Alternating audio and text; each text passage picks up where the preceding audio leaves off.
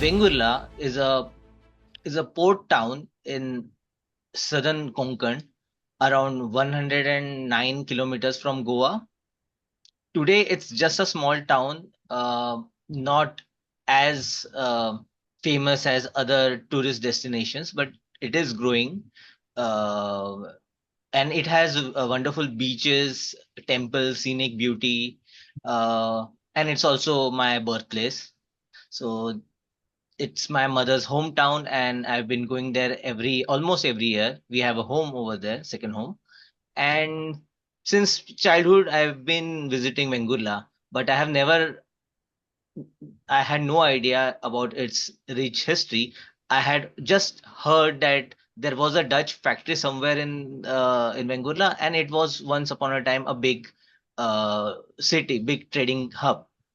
But after 2018, when I started researching on Vengurla, I came across many interesting stories, which I'm going to tell you today.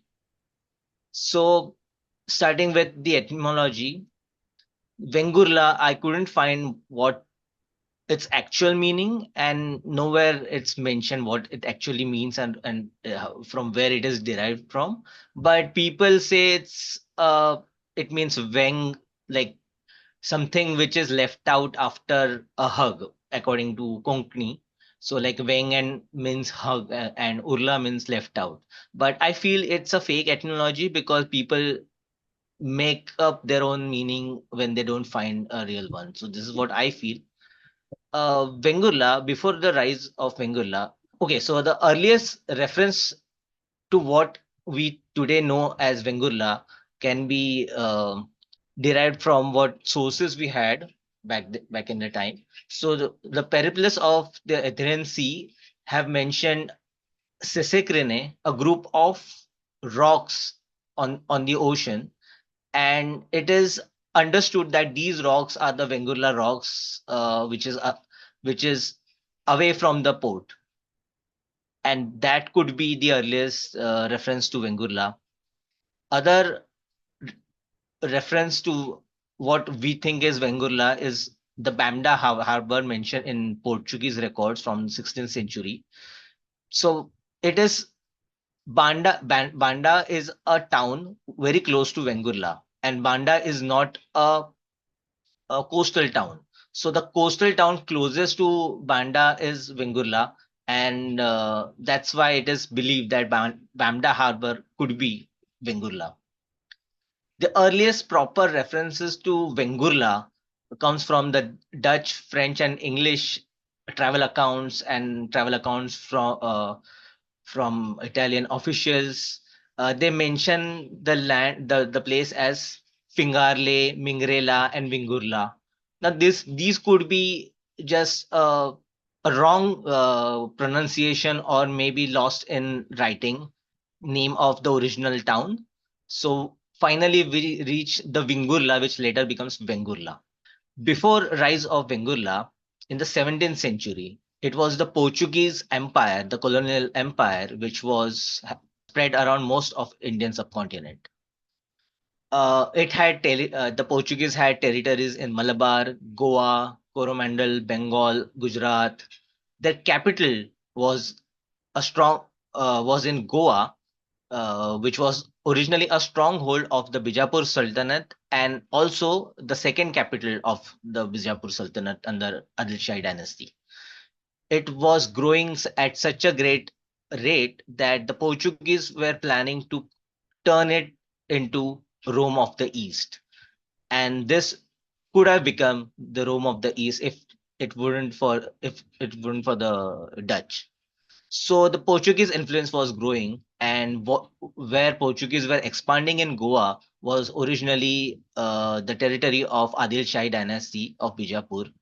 And the Bijapur king Muhammad Adil Shah II wanted to keep check on the Portuguese influence and regain his lost territories. The Adil Shah dynasty and the Portuguese were fighting wars, but alone Adil Shah couldn't do anything. So he allied with the enemy of his enemy, the Dutch. Now, what did the Dutch wanted? The Dutch East India Company. It was At that time, it was the Dutch Republic, which had gained independence from the Habsburg Spain, but it wasn't a complete independence. There were still few some territories of Netherlands which were still under the rule of Habsburg Spain. So the Dutch were having this war with Habsburgs. At the same time, they wanted to run international trade, but that was eclipsed by the Portuguese influence in the whole world.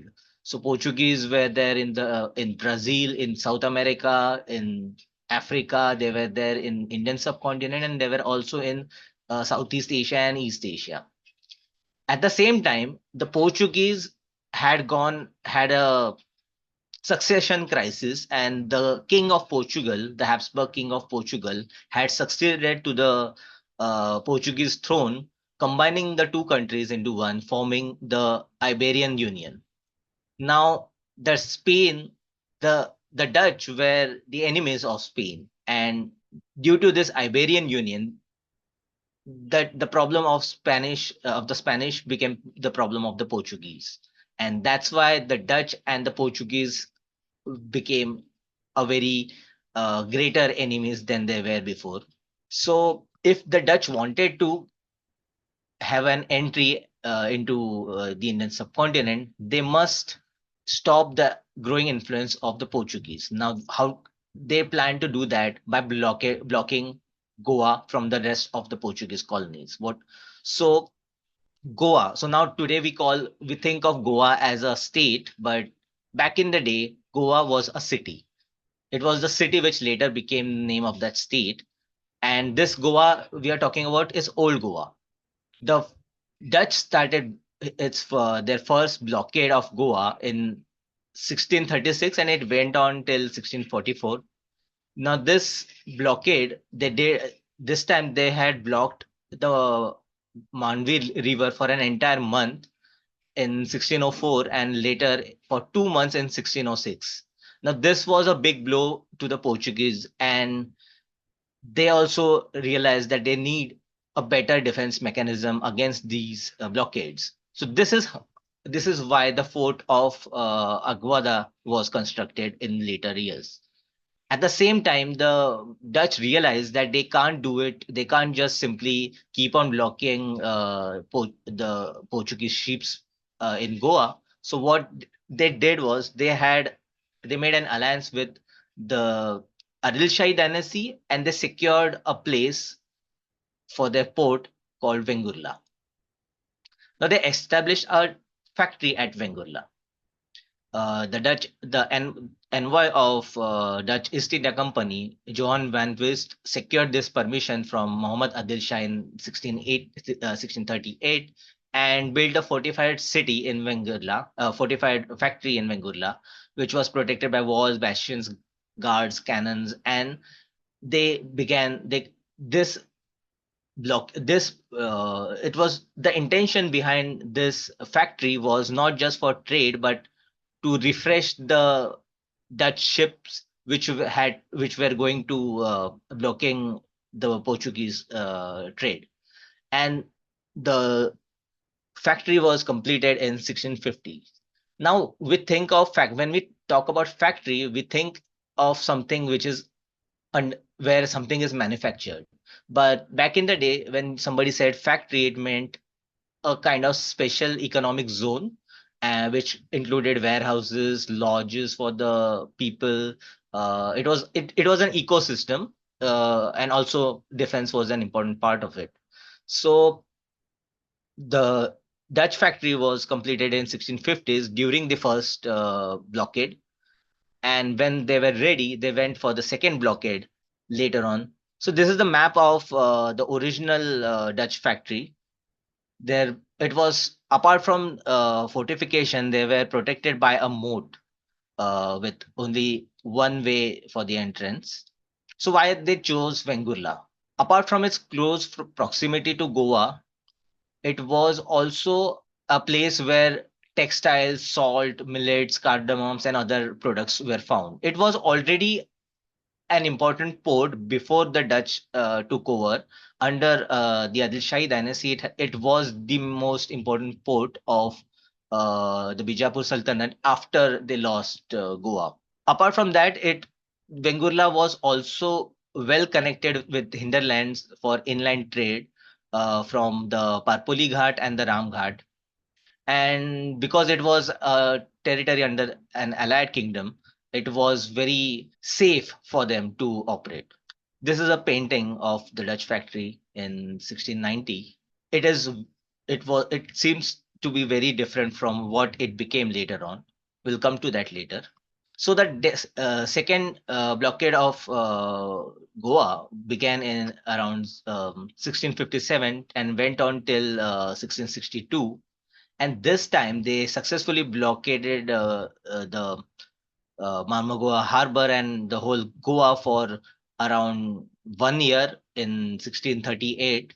And they destroyed three galleons, which were big ships of the Portuguese: Bom Jesus, Sebastio, and Sao Boaventura.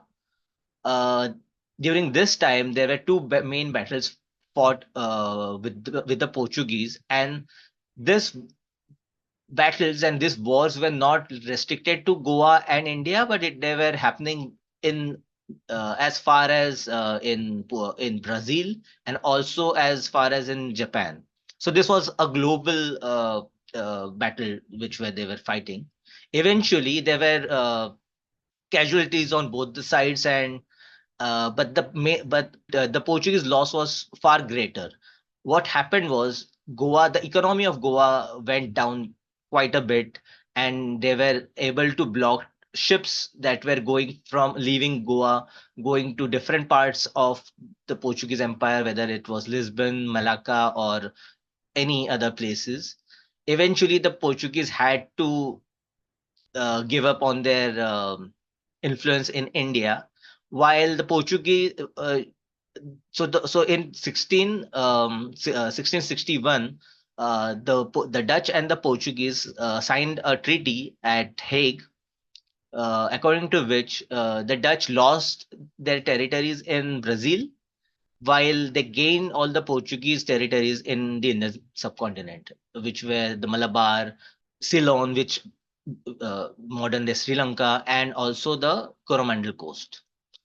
Now, unlike the Portuguese East India Company, which had a base capital in Goa, and the British East India Company, which later had a base in Calcutta, the Dutch Indian colony was never an independent entity.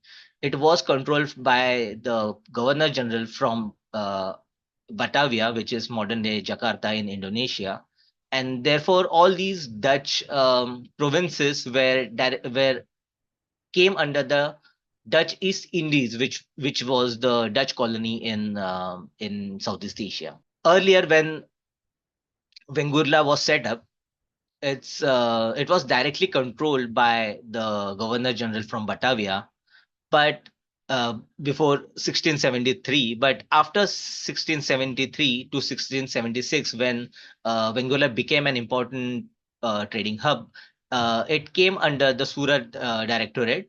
And after Surat Directorate, it was passed over to Malabar Commandment in 1676, because the Malabar region was their important was the most important place where they wanted to spread their influence in. And because of that, importance of Vengurla declined a little, because their objective of reducing the Portuguese influence was over. During this time, and later from late 17th century onwards, when Chhatrapati Shivaji Maharaj declared his Hindavi Swarajya, which was an independent kingdom, he wanted to create an independent economy, and the symbol of an independent kingdom and an independent economy was independent coins. So Shivrai, which was a copper coin which was carried on till much later, was first minted during this period, and for that the Marathas needed around 600,000 pounds of copper which they got it from the Dutch. The Dutch trade was spread all across the globe, and they were importing copper from Nagasaki in Japan and exporting the same coins to the Marathas. So the earliest shivrai that the Marathas had were minted from the copper that was exported from as far as Japan. But the Dutch were not very confident in dealing with Shivaji Maharaj directly, so they were dealing with the Marathas through a merchant called Polpot Naik, who used to get commission for these deliveries. Apart from that, I have come across one more thing, that the Marathas were upgrading their navies by imitating Western ships, and one of the ships which they imitated was the Dutch East Indiaman. I couldn't find more about this, but this is an interesting thing I have come across. The Dutch international trade from Vengurla, so they were providing copper, cloves, mace, and nutmeg, lead, zinc, vermilion, and other things to Vengurla. And they were exporting cotton textiles, barrel meats, gunpowder, pepper, cardamom, salt, and millet to the rest of the world and the rest of their colonies. So barrel meat and cotton textiles were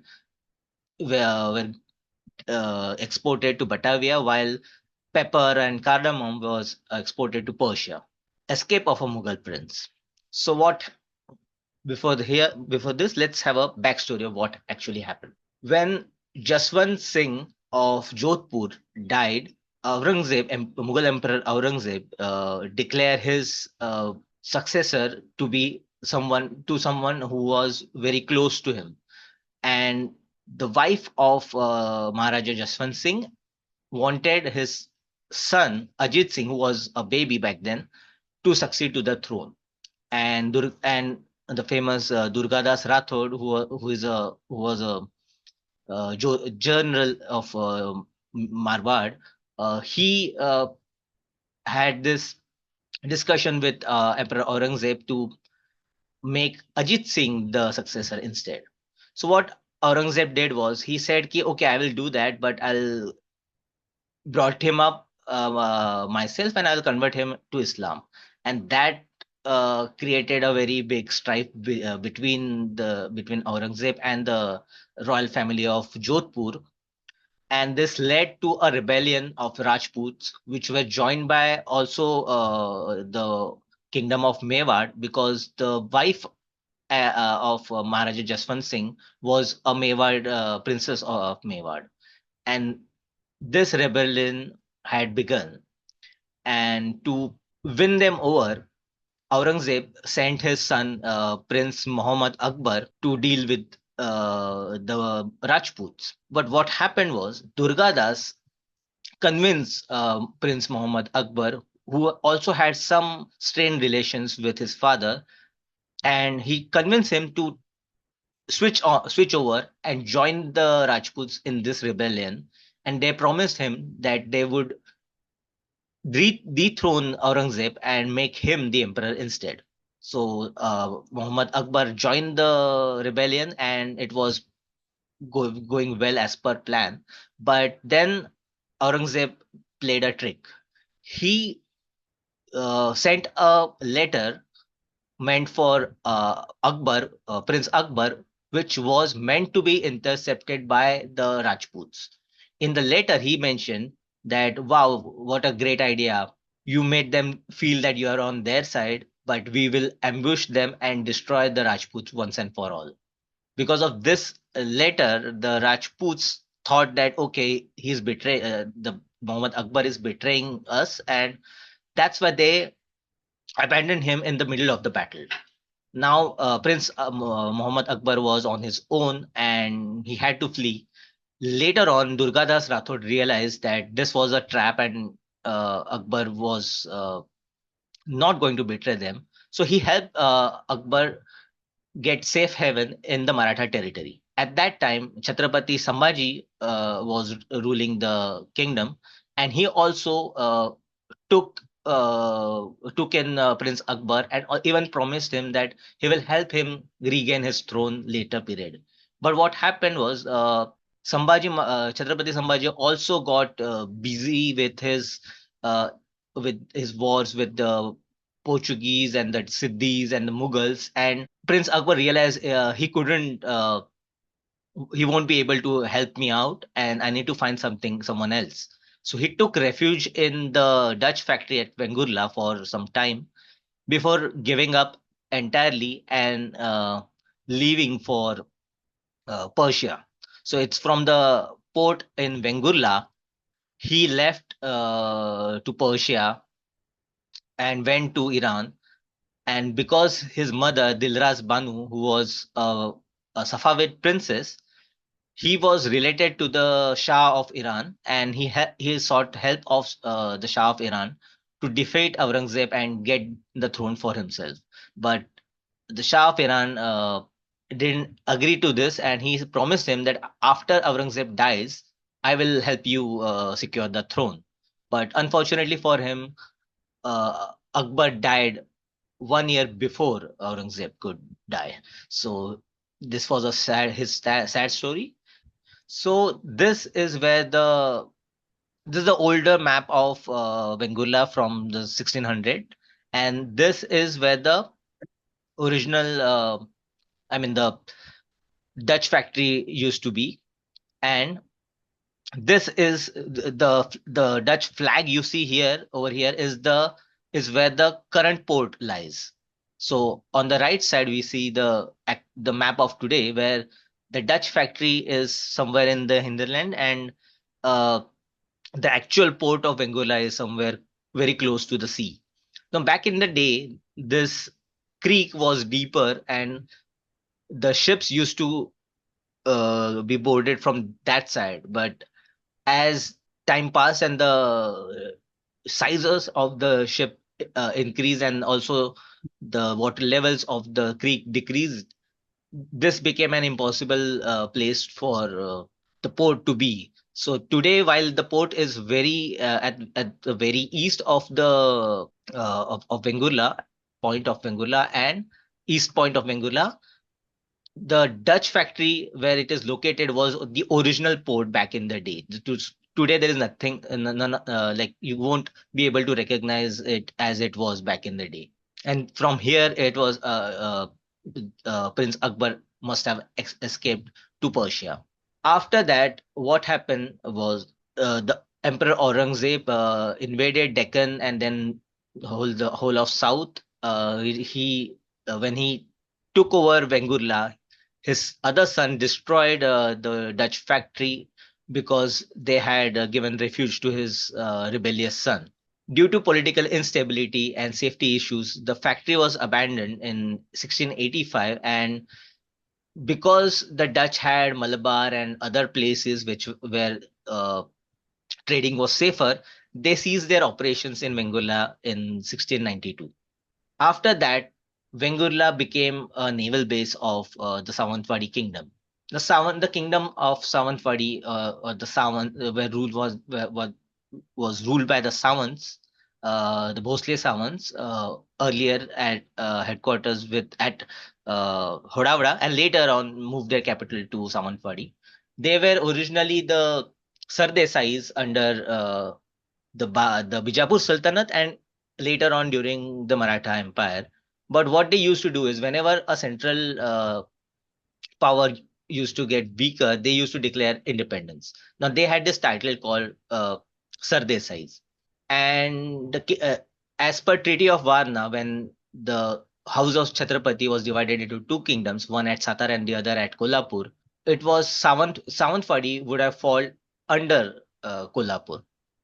But Khem Sawant the third's brother-in-law, Mahaji Shinde, was also the regent of the Mughal Emperor Shah Alam II, and on his recommendations, Shah Alam II gave the title of Raja Bahadur to Khem Sawant III, and gave him the right to use a peacock whisker called Morchal. Now, this triggered a war between the kingdom of Kolhapur and kingdom of Samantvadi. And during this war, Vengurla was taken over by Kolhapur, and it it went to Kolhapur, and it was regained by Samantvadi. And during this time, Vengurla saw very unstable times. But stability came later during the British rule, when the when Vengurla was ceded by the by Samantvadi to the East India Company, and in 1812, then Vengurla became a stable town once again. During this time, the older Dutch factory was renovated, and the British used it as their office till 1960, when they moved their office to the camp area far from the city. And during this rule, we see one interesting building coming up. This is the Crawford Market. We all know the famous Crawford Market, built on the initiative of Arthur Crawford, the first municipal commissioner of Bombay. But before becoming the municipal commissioner, he was assistant collector to Ratnagiri district. Back in the day, Vengurla came under the Ratnagiri district. Today, it's part of the Sindhudurg district. So it was on his initiation, a market and a municipal council was constructed at Vengurla. It was completed in 1876, and locally it's also known as the Crawford Market. You can you can consider the Crawford Market at Vengurla, this one, to be a prototype of the Crawford Market we see at Bombay. So it had the same feature, like a clock tower, market at the ground level, and offices above. This is also the place where the office of municipal council of Vengurla operates. This is the diorama of that municipal council come market. Another interesting point from Vengurla is this lighthouse. This is Vengurla Point Lighthouse, which has a beam of red light.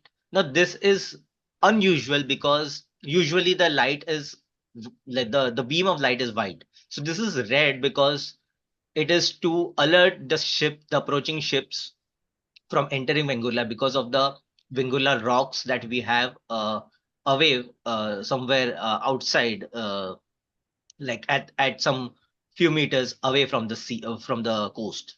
And there are other lighthouses on the rocks, on Vengurla rocks. This is an older lighthouse which operated in around 1870 to 1890, and it was shifted to its new location since 1890. Now these two lighthouses still operate, the lighthouse and the rock lighthouse. Now, even after the British takeover, Vengurla was doing just fine. It was the only route connecting Bombay to Belgaum, which was an important army cantonment. And people used to travel from Mumbai to Vengurla through from ships and land in Vengurla, and from there they used to go to Belgaum. But that changed after the Southern Maratha Railway was set up. This railway connected Mumbai to Belgaum, and because of this, the whole traveling route changed, and Vengurla since then went in decline. This is the original plan of the Dutch factory when it was constructed in this early 17th century. There was a moat, and you can see the plan. It had a lodge, it had a artillery house, it had warehouses. In the 18th century, it was modified into something like this. This was during the British period, and later on, around 20th century, it was modified further when it became the office of the British during the British rule. After 1960, it was abandoned when the office was moved on to camp, and the Dutch factory went in decline. So this is how the Dutch factory looked like in 1909. Now look at this entrance of the Dutch factory, how it looked like in 1909. And this is how it became in 1992. And if you think this is bad, it became worse later on. This is how it looks like now. It is in a very bad condition, and the ASI board says it can collapse anytime. Fortunately, it's not collapsing, and it is still there, but the board says it is endangered structure. This is a diorama of that Dutch factory. In 1974, it was transferred to the Archaeological Survey of India, and an attempt was made to restore it back to its glory during the government of Indira Gandhi.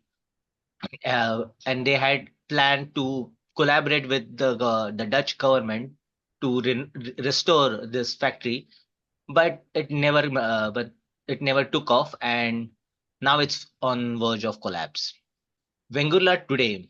So Vengurla is now again becoming an important town for tourism. It has won 5 awards at state level for being the cleanest city in Maharashtra. It has a wonderful waste management plant, which is also a tourist attraction because it they show how they turn waste into best. And it also has a fruit research center where different types of mangoes, cashews, and other fruits are studied, and new breeds are developed in the place. So it's also a very good tourist attraction.